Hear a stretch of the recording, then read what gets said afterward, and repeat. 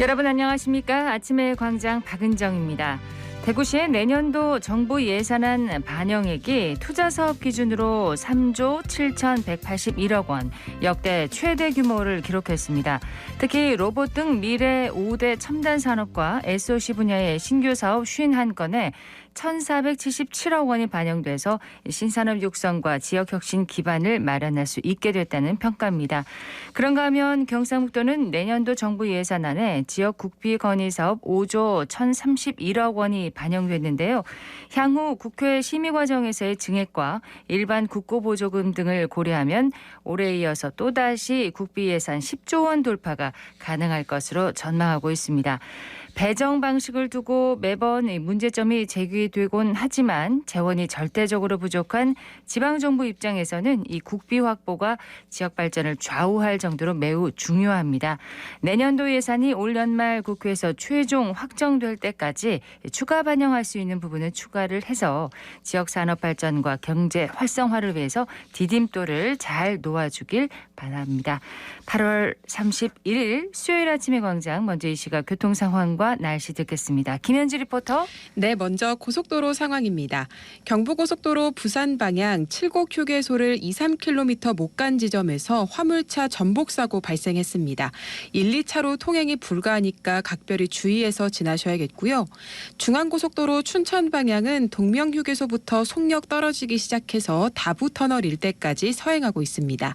그 밖에는 현재 전반적으로 소통 원활하지만 비가 많이 내리고 노면이 미끄러운 만큼 안전운전하시기 바랍니다. 계속해서 시내도로 상황입니다. 비가 내리면서 주요 도로 대부분이 정체되고 있습니다. 먼저 청수로는 황금고가차도 위에서 황금내거리, 중동교로 이어지는 구간 꽉 막혀 있습니다. 신천대로는 서대구 나들목 방향 상동교 시작 지점부터 밀리기 시작해서 침산교 빠져나갈 때까지 전 구간 밀리고 있고요. 반대 상동교 방향 역시 어렵습니다. 상화로는 상화내거리에서 유천내거리 방향 정체 심한 상황입니다. 다음으로 날씨입니다. 현재 내리고 있는 비는 저기압의 영향을 받다가 차차 벗어나면서 밤에 그치겠습니다. 예상 강수량은 대구와 경북 남부 내륙 10에서 40mm, 경북 북부에는 10에서 60mm입니다. 낮 최고 기온은 포항 23도, 울진 24도, 대구 26도로 어제보다 2, 3도가량 높겠습니다. 현재 기온은 21.4도, 습도는 100%입니다. 지금까지 김현지였습니다. 지역 시사정보 프로그램의 중심, KBS 대구 제일라디오 아침의 광장을 듣고 계십니다. 네, 8월의 마지막 날이네요. 수요일 아침의 광장 함께하고 계십니다. 8시 33분 지났습니다. 자, 오늘 아침 지역의 주요 뉴스부터 살펴보겠습니다. 뉴스민의 천영길 기자, 경향신문 백경여 기자 함께합니다. 어서 오십시오. 네, 안녕하십니까. 예, 첫 소식 들을까요? 네, 대구 학교 10곳 가운데 4-5곳 정도는 이 성면에 노출된 것으로 나타났습니다. 이 성면이 발암물질을 가지고 있다고 인정이 되면서 이 학교에서는 성면으로 만들어온 것들을 교체하는 작업을 그동안 꾸준히 진행해 왔는데요. 방학 때마다 뭐 철거 작업도 하고 그랬잖아요. 맞습니다. 네. 2008년부터 이 학교 성면 문제를 제기해 왔던 환경보건시민센터의 의뢰를 받아서 이 대구 환경운동연합이 이 대구 지역의 초, 중, 고 곧 학교 성면 실태 보고서를 발표했는데요. 이 2022년 올해 3월 기준으로 보면 이 초중고 452곳 가운데 이 45.8%가 이 성면 학교인 것으로 확인이 됐습니다. 이 가운데 고등학교가 가장 많았고 이 초등학교, 중학교 순이었는데요. 이 초등학교, 고등학교, 이 중학교까지 해서 이 보통은 겨울 방학 때 철거 작업을 많이 진행합니다. 그렇죠. 아무래도 여름 방학 기간보다 이 상대적으로 기간이 길기 때문인데 일단 올해의 경우에는 지금 계획된 곳이 이 44곳을 철거할 계획을 가지고 있습니다. 이 유치원의 경우에는 지금 15.7%가 여전히 성면이 남아 있는 것으로 또 집계가 됐는데요. 이 대구 환경운동연합 쪽에서는 이 성면 철거 대상 학교 명단을 미리 좀 발표하고 이 철거 공사 과정에서 벌어지는 문제가 벌어지지 않도록 네. 이 정보를 공개하라 이렇게 촉구하고 나섰습니다. 예. 아직 45%가 남아 있다면 아직 많이 남아 있네요. 그렇습니다. 이 성면 철거 과정에서 보면 학교 건물의 일부분이 성면이 남아 있는 경우도 있고 학교 전체가 있는 경우도 있다 보니까 네. 이 철거 작업에서 성면 분진이 또 발생할 수가 있거든요. 때문에 뭐 학부모들, 학교, 교육청이 협의하에서 철거 작업을 진행하는데 네. 이게 지금 철거 작업 시작한 지 10년이 넘었거든요. 그럼에도 불구하고 이 절반 정도 남아 있다. 이 빠르게 좀 철거 과정을 꼼꼼하게 살펴봐야겠습니다. 예, 중요한 건 아이들의 건강입니다. 예, 다음 소식 듣겠습니다. 네, 대구시가 부채 청산을 위해서 이게 폐지하기로 했던 청사 권리기금을 그대로 유지하기로 했습니다. 대구시는 당초 홍준표 시장 취임 후에 부채 청산을 위해서 신청사 권리기금을 폐지할 예정이었지만 이 최근 시민 여론을 반영해서 폐지하지 않기로 했다고 어제 밝혔는데요. 네. 이게 그 당초 신청사 건립에 필요한 총경비가 한 3,300억 원 정도 되는데 이 중에서 대구시가 2,800억 원을 건립 기금으로 적립할 예정이었습니다. 그래서 2012년부터 적립을 시작했고요. 한때는 1,773억 원 정도까지 좀 쌓였는데 이게 그 2020년 2월 코로나19가 좀 확산하면서 관련 지원금으로 쓰고 현재는 한 480억 원 정도만 남은 상태입니다. 네. 대구시 관계자는 신청사 건립기금은 이 청사 건립을 위한 수단의 하나일 뿐 건립기금이 없다고 신청사를 건립하는 건 아니다라고 밝히긴 했는데 이게 그 중고와 또 달서구민을 중심으로 좀 반발의 목소리가 좀 있긴 했었습니다. 그렇죠. 대구시는 현재 그 동인동 현재 청사를 매각해서 건립 재원으로 마련하는 방안을 살펴보고 있습니다. 한편 대구시는 이와 별도로 이 부채 청산을 위해서 추진하다가 또 역시 또 지역 주민들의 등의 반발이 있었던 성서 행정타운 또 칠곡 행정타운 부지 매각도 일단 보류하고 부채 청산 재원을 추가로 확보하기로 했습니다. 네. 결국은 이제 신청사 건립기금이 존속이 되도록 결정이 났네요. 그렇습니다. 좀 논란이 지금, 컸었는데요. 네, 근데 많이 남아있지는 않아서요. 네. 일단 지금 한번 후속 움직임을 좀 지켜봐야 될 것 같습니다. 소식을 간단하게 하나 더 들을까요? 네, 사드 기지와 관련해서 이 국방부가 환경영향평가 협의회 이 구성을 마쳤는데요. 좀 논란이 되고 있는 게 이 성주 군민 한 명을 포함하도록 하고 있습니다. 네. 그런데 이 국방부 쪽에서는 환경영향평가에 참가하는 이 성주 군민 한 명이 누구인지 비공개 결정을 하면서 이 성주군 초전면 소성리 주민들은 또 이 강하게 반발하고 나섰는데요. 무엇보다도 이 사드 기지에 대한 이 찬반 논란을 떠나서 이 정보 공개의 투명성 그리고 신뢰를 얻는 정책 집행 과정이라는 이 측면에서 앞으로 좀 서로 간에 좀 공개되고 투명하게 환경영향 평가도 진행되길 좀 기대해 보겠습니다. 주민이 포함되어 있긴 한데 이제 밝히지 않는 건가요? 그렇습니다. 주민이 누가 참여했는지 밝히지 않은 상황입니다. 네, 좀 자세하게 나중에 또 네. 얘기를 나눠봐야 될 것 같고요. 이슈 토크로 넘어가도록 하겠습니다. 오늘 짚어볼 이슈는 뭔가요? 네, 그동안 대구 경북 연구원과 관련해서 이 분리를 해야 된다라고 하는 논의가 많았었는데 이철우 경북도지사가 이 분리 운영을 검토하겠다. 밝히면서 수면 위로 떠올랐습니다. 이 지역 시민단체에서는 이 대구 경북의 상생 협력과 연구원 기능 강화를 위해서 그대로 유지해야 한다 이런 주장을 하고 있는데 관련 내용을 한번 살펴보겠습니다. 그렇습니다. 경상북도가 자체 연구원을 설립하겠다 이렇게 밝힌 건 이번이 처음이 아닌가 싶어요. 그렇습니다. 그동안 연구원 분리와 독자 설립 문제가 이게 2016년 경북도청이 이제 대구에 있다가 안동예천 시청사 부지로 좀 옮기면서 나오기 시작했는데요. 연구원이 대구에 있다 보니까 대구와 관련된 연구만 하고 있다. 뭐 이런 불만이 경상북도를 중심으로 좀 나왔습니다.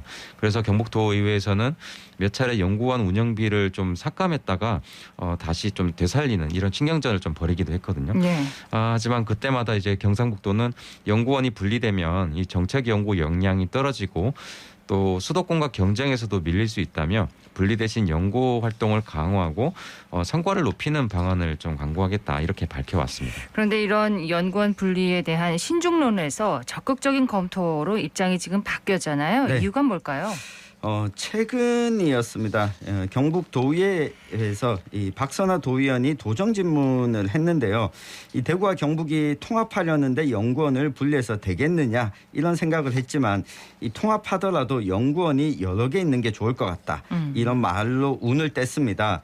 연구원이 이 머리 역할을 하면서 도에서 정책을 추진하려고 하면 길을 가르쳐줘야 하는데 잘 못 알려준다 이런 지적을 했거든요. 네.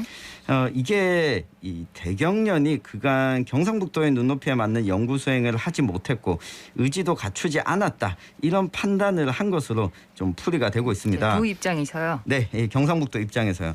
이게 경상북도가 환동의 지역본부도 만들어서 지역 균형 발전, 이 경북도 내 지역 균형 발전을 꾀했지만 정작 이 대경연구원의 해양 연구 인력은 한 명뿐입니다. 또 농업 정책과 관련해서도 이 대경련이 이 관련한 연구를 수행하는데 첨단 농업과 관련한 연구 인력은 없습니다. 그렇군요. 네, 2016년부터 지난해까지 진행해왔던 정책 과제를 살펴보면 이 대구가 282건, 이 경북이 254건으로 대구가 더 많았습니다. 네. 인구와 면적 그리고 기초지자체 숫자만 놓고 보면 이 경북이 훨씬 더 이 대구보다는 많거든요. 그럼에도 대구에 좀 연구가 치중되어 있다라고 하는 목소리가 나온 건데요. 이 그동안 뭐 대구 경북의 공동 사업 이 자료 수집과 정책 대안 마련에 좀 역할을 대경연구원이 해오기는 했지만 대구와 경북의 이해관계가 좀 부딪히는 사안에 대해서는 제대로 목소리를 내지 못했다. 네. 이런 아쉬움도 있었습니다. 그동안 이제 대구와 경북이 통합하려는데 연구원을 분리해서 안 된다고 생각했다. 이렇게 말한 부분에서 좀 또 다른 해석도 할 수 있을 것 같은데요. 일단 좀 최근 대구 최수원 다변화 이 시간에도 몇 번 소개해 드린 것 같은데 이를 두고 빚어진 좀 대구시와 경북도 좀 갈등이 이제 이철우 지사의 입장 변화에 영향을 주지 않았느냐 이런 분석도 좀 있는 겁니다. 네. 대구시는 홍준표 시장 취임 이후에 경북 구미에 있는 해평취수장에서 물을 끌어오는 기존의 최수원 다변화 사업 절차를 중단하기로 결정했습니다. 이 사업과 관련해서 이 구미시와 마찰을 빚은 끝에 내린 결정이었는데 대구시는 이제 안동 댐물을 대구 취수원으로 활용하는 방안을 지금 추진 중이잖아요. 그렇죠. 홍준표 시장은 지난 16일 그 자신의 그 SNS를 통해서 더 이상 물 문제로 구미시장과 협의할 것도 논의할 것도 없다며 경북지사가 중재할 일도 없고 이미 끝난 사안이다. 이렇게 좀 밝혔습니다. 이에 이철우 지사는 이 토론과 합의 등 공론화 과정을 거쳐서 이런 문제를 풀자고 좀 제안을 했지만 이게 현재까지 좀 여의치 않거든요. 예. 이 지사 입장에서는 경북의 행정을 책임지는 이제 자신의 의견이 좀 소홀하게 다뤄졌다고 느낄 만한 대목이 있는 겁니다. 여기 이제 대구시의 입장 변경으로 인해서 대구 경북 행정통합 논의 중단, 또 대구 경북 특별지자체 설립 계획 폐기 등 대구가 이게 상생을 포기하는 기조를 보인다는 시각이 이제 경북을 중심으로 있는데 네. 이런 상황이 이제 그 연구원에 대한 이철우 도지사의 생각에 좀 영향을 미쳤을 것이란 분석이 있는 겁니다. 자, 그러면 이 대구 경북 연구원 조직을 분리한다면 어떤 방식으로 진행이 되는 걸까요? 네, 뭐 여러 가지 방식이 있는데요. 기존에 있던 지금 대경 연구원 조직을 해산한 다음에 대구 연구원과 경북 연구원을 따로 설립하는 방법도 있고, 이 대경련을 그대로 두고 명칭과 구성만 대구 연구원 또는 경북 연구원으로 바꾸는 방법도 있습니다. 네. 이 과정에서 대경연구원 직원들이 자신의 전문 분야에 따라 대구에 남거나 이 경북으로 이동하는 이 선택을 할 수 있게 하는 방안도 거론되고 있는데요. 다만 이 경우에 직원들이 대부분 희망지가 대구로 편중될 수 있어서 이 인건비를 어떻게 해결할지도 또 문제가 될 수 있습니다. 그러네요. 대구시는 뭐 입장을 밝혔습니까? 일단 경북도의 이런 대경련 분리 움직임에 대해서 일단 대구시는 전혀 생각하지 못했다, 예상하지 못했다 이런 반응을 보이는데 빠른 시일 내에 그 대구 경북 연구원에서 이 경북도 관계자 만나 입장을 좀 들어볼 계획입니다. 예. 그렇다면 당사자인 대경련은 분위기가 어떨까요? 네, 저도 이 대경련의 연구원들과 좀 이야기를 나눠봤는데요. 이전에도 이런 이야기가 좀 나오긴 했었지만 있었군요. 분위기가 좀 다르다 이렇게 판단을 하고 있습니다.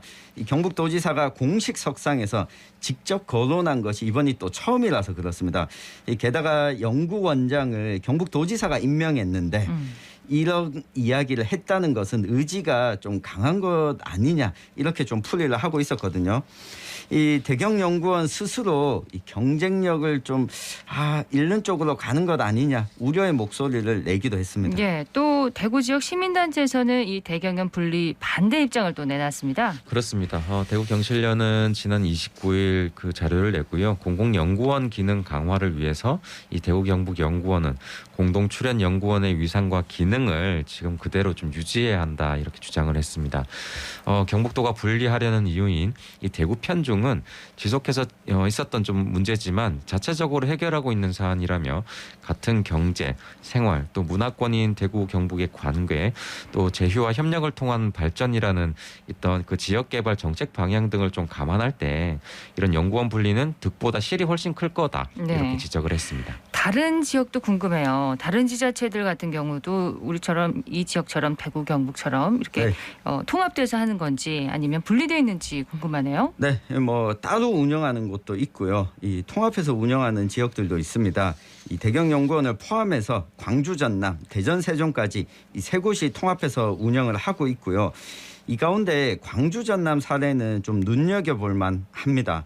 이 광주, 전남 연구원이 91년도에 전남발전연구원으로 문을 열었고 이게 1995년에 광주 전남 연구원으로 통합을 했습니다. 그러다가 2007년에 도시 지역인 광주와 또 농업이 기반인 전남의 발전 방향을 좀 차별화해야 된다 이런 주장이 나오면서 분리가 됐었습니다. 그렇군요. 네, 그런데 분리된 지 8년 만인 2015년에 이 기능이 유사하고 예산이 이 중복으로 든다는 지적에 따라서 다시 또 통합을 했거든요. 그래요? 네, 지금 이게 도시와 농촌의 발전 전략을 달리 둬야 한다는 지금 이 분리 논리와 같은데 분리한 다음에도 예상했던 만큼 효과가 좀 나지 않았고 지금 도시와 농촌 개별적인 발전도 중요하지만 이 도시와 농촌 간의 연계 이 부분이 최근 들어서 좀 우리 지역 발전 방향에 주목을 받고 있는 만큼 상생하기 위해서는 그대로 두는 것이 낫지 않냐 이렇게 좀 해석을 해볼 수 있겠습니다. 네, 이런 사례를 좀 눈여겨봐야 될 것 같습니다. 맞습니다. 자, 대구 경북연구원의 분리 추진에 대해서 백경영 기자는 어떻게 보세요? 일단 저는 개인적으로는 이게 뭐 좀 길게 봤을 때는 좀 통합 이제 그 현 상태를 좀 유지하는 게 맞지 않냐라는 생각을 하긴 하지만 이게 뭐 이철우 지사의 생각처럼 뭐 자체적으로 득실을 따져서 필요하다면 충분히 좀 뭐 분리를 추진할 수도 있는 문제라고 봅니다. 그런데 이게 대구와 경북이 계속 상생을 외쳐왔고 지금 이 목소리가 나온 시기가 앞서도 이제 소개를 해드렸지만 최소한 다변화 때문에 좀 갈등을 겪던 와중에 이게 나왔기 때문에 좀 미묘하거든요. 이 부분이 좀 논의 자체의 순수성을 좀 해칠 수 있다는 거거든요. 그래서 뭐 두 지자체가 결정할 문제겠지만 감정적으로 흐르는 좀 이런 좀 우를 범하면은 좀 안 될 것 같다는 생각이 들었습니다. 좀 더 신중하게 좀 고려를 해야 된다라는 입장이시고 청 기자는 어떻게 보세요? 네, 저도 앞서 이 백 기자님이 언급했던 부분 최근 들어서 치소한 다변화를 놓고 갈등을 벌이는 와중에 이런 이야기가 나왔다는 점 조금 더 들어가면 공교롭게도 갈등을 벌였던 김장호 구미시장이 이철우 도지사 지난 임기 때 기획조정실장을 지냈던 이철우 지사와 굉장히 또 가까운 인사였다라고 하는 부분도 살펴볼 필요가 있는데요. 게다가 도지사는 중재할 생각하지 마라 이런 선언까지도 했었거든요. 한 뿌리를 강조하면서 행정통합 논의까지 해왔던 대구 경북이었는데 이 불똥이 이번에 대경연구원으로 튄 것이 아닌가 싶은데요. 지금 분원을 설치하는 방안이라면 모를까 따로 떼어놓고 연구했을 때 저는 부정적인 요소가 더 많다고 판단이 되어집니다. 때문에 좀 부족한 부분이 있다면 이런 부분들을 연구 방향과 과제에 있어서 좀 메꿔나가는 방식으로 이 운영을 해나가면 좋지 않을까 싶습니다. 공식적인 석상에서 도지사의 발언이 있었을 뿐 아직 뭐 적극적인 어떤 추진이나 이런 건 없으니까 아직도 지켜봐야 될 것 같습니다. 뉴스민의 천영길 기자, 경향신문 백경열 기자였습니다. 두 분 고맙습니다. 감사합니다. 고맙습니다.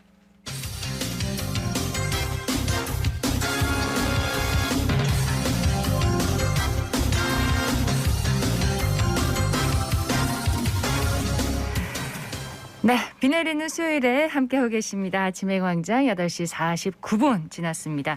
자, 이어서 대구 경북 정치권 소식을 키워드로 풀어보는 시간입니다. 매일신문 정치부의 김병훈 기자 연결됐습니다. 김 기자님 안녕하세요. 네, 안녕하세요. 네, 오늘 첫 소식은 뭔가요? 네, 오늘의 첫 번째 키워드는 경북 출신 첫 민주당 대표입니다. 이재명 더불어민주당 신임대표는 지난 28일 전당대회에서 경북 출신으로는 당 사상 처음으로 당권을 거머쥐는 데 성공했습니다. 그렇습니다. 민주당 대표가 민주당의 무덤으로 불리는 TK 출신인 거네요. 네, 그렇습니다. 이재명 대표는 경북 안동의 허전민의 아들로 태어났는데요. 초등학교를 졸업할 때까지 약 12년을 안동에서 살다가 가족과 함께 경기 성남으로 이사를 갔습니다. 경북 출신으로는 처음이지만 경북 출신으로는 처음으로 민주당 대표에 올랐지만 대구 경북 전체에서는 첫 번째가 아닙니다. 지난 2016년 대구 출신의 추미애 전 법무부 장관이 당대표에 오른 적이 있기 때문입니다. 네, TK 출신 민주당 대표가 이제 선출되면서 지역에서는 거는 기대도 커지고 있죠. 네, 그렇습니다. 이재명 신임 대표는 앞서 대구 경북 통합신공항 특별법을 자체 발의할 예정이라고 밝혔는데요. 이번에 169석의 거대 야당 대표까지 오르면서 특별법 발의와 통과가 힘을 받을 것으로 기대됩니다. 여당에서는 주호영 의원이 국비 지원을 골자로 한 통합신공항 특별법을 이미 발의한 상태인데요. 이재명 대표의 특별법까지 발의될 경우 두 법안이 병합심사 과정을 거쳐 하나로 합쳐질 가능성이 제기됩니다. 네. 여야 모두 특별법을 추진하기 때문에 통과 가능성 또한 높은 상황입니다. 임미애 경북도당 위원장은 여야가 두 개의 특별법을 각자 발의한다는 건 어느 당도 이 법안에 반대하지 않겠다는 의미라며 특별법 통과 가능성을 낙관했습니다. 근데 당초 하나의 특별법으로 추진하면 될 걸 여야가 이제 각자가 이렇게 발의하는 이유가 있나요? 먼저 법안을 발의한 국민의힘은 이재명 대표의 찬성 서명을 요구할 예정이었습니다. 이 대표는 지난 대선에서 대구 경북 통합신공항 건설을 TK 대표 공약으로 제시한 바 있기 때문입니다. 하지만 이 대표는 국민의힘 법안에 서명하는 대신 자신이 직접 특별법을 발의할 예정이라고 밝혔는데요. 법안 공동 발의자로 이름을 올리는 것보다 자신이 대표 발의자가 되어 TK 시도민에게 인정을 받고 싶다는 이유로 부르십니다. 그러니까 이재명 대표가 이제 TK 시도민들에게 좀 구애를 하는 그런 모습으로 이해를 하면 될까요? 네, 그렇습니다. 이재명 대표는 지난 대선에서 윤석열 대통령에게 0.76%포인트 차로 석패했습니다. 그런데 주요 패인 중 하나로 우양 TK에서 기대에 못 미치는 득표율을 올렸기 때문이라는 분석이 나왔습니다. 5년 후 차기 대선을 다시 한번 노리는 이재명 대표 입장에서는 당대표 임기 동안 TK 표심구에 보다 적극적으로 나설 수밖에 없는 상황입니다. 예. 이재명 대표는 통합신공항 건설 외에도 TK목 비례대표 우선 배정을 약속했습니다. 2년 후 총선에서 TK 후보자들을 비례대표 우선순위에 넣겠다는 것입니다. 아울러 지명직 최고위원 2석 가운데 1석을 TK 민주당 인사에 할애할 것이라는 예상도 나옵니다. 이 대표의 이 같은 행보를 두고 TK를 향한 이 대표의 동진 정책이 시작됐다는 평가가 나옵니다. 자, 국민의힘 일색인 TK 정치권에서는 반응이 어떤가요? 반신반의하는 모습입니다.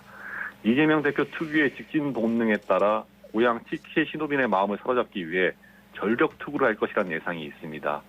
반면 통합신공항 특별법 발의 등 이 대표의 약속이 실천으로 이어지기 전까지는 신뢰할 수 없다는 얘기도 나옵니다.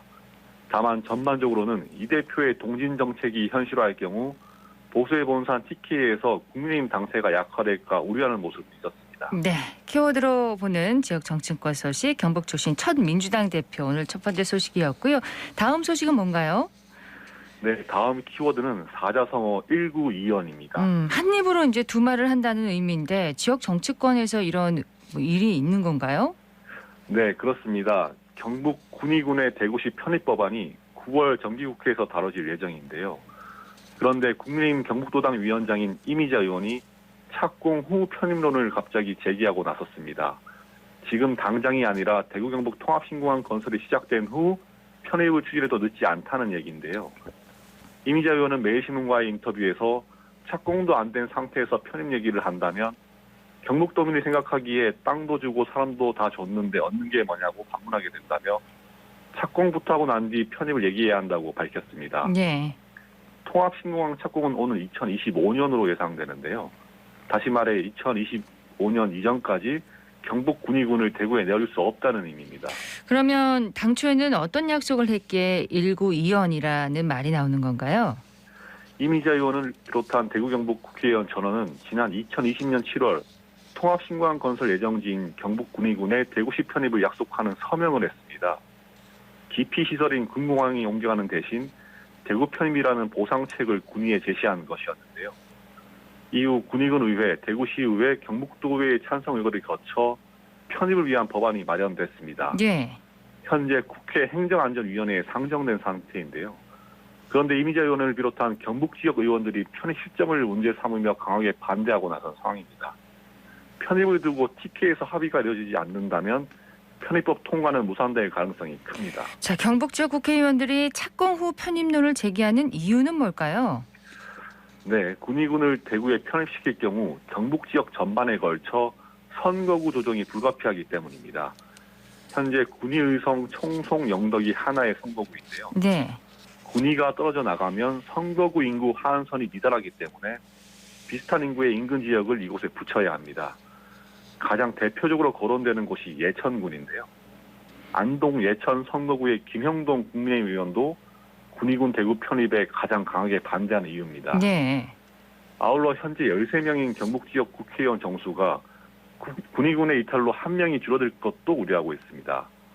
경북 지역 국회의원 사이에선 군의군 대구 편입으로 얻는 실익이 하나도 없다는 얘기까지 나옵니다. 자, 그렇다면 편입 당사자인 군의군은 그 착공 후 편입론에 어떻게 반응하고 있는지요? 연내 대구 편입을 기대하던 군의군은 강하게 반발하고 있습니다.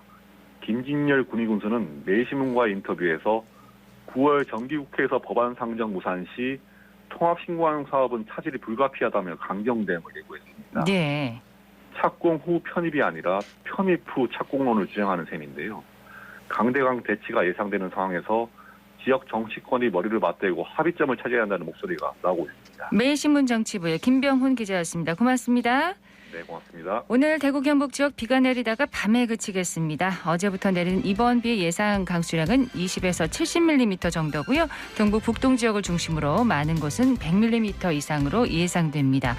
아침의 광장 오늘 순서 여기까지입니다. 박은정이었습니다. 고맙습니다.